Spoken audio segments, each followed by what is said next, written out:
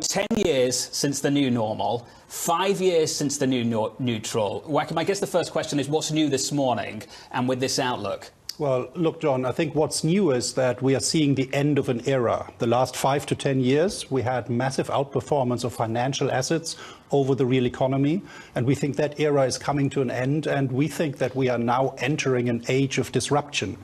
There are several secular forces that we think will disrupt the global economy, financial markets, investors' portfolios over the next 3 to 5 years, which is our secular horizon.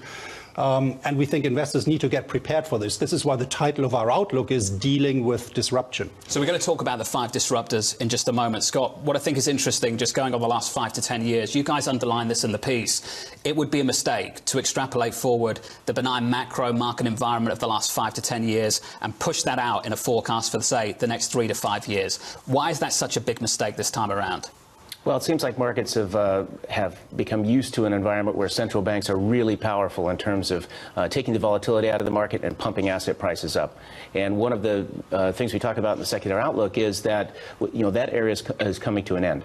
I mean, the U.S. is about the only central bank that was able to normalize policy rates, but elsewhere there's basically no monetary firepower left. And so it's a very different environment for financial market investors. At the same time, everywhere we've seen weakness in the global growth outlook.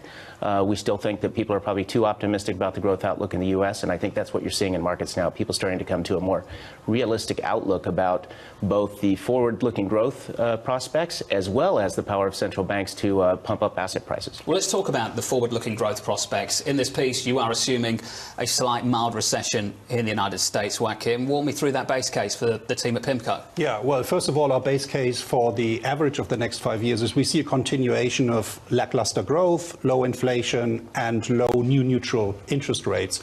But within that period, at some stage, we think there will be a recession.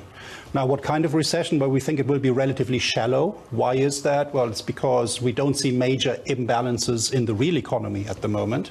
But we also think the following recovery could be very sluggish because central banks do not have many tools left in their toolkit, and fiscal policy may be late to respond. So it's going to be more of a garden variety recession, but again, it could be somewhat longer, and the following recovery could be more shallow. You know, as I work through these disruptors that are in the epicenter of the piece you guys have put out this morning, number 5 is market vulnerabilities. And Scott, I want to talk to you about that. The recession might be mild, but the market action, the price action, could be anything but. Your thoughts on that?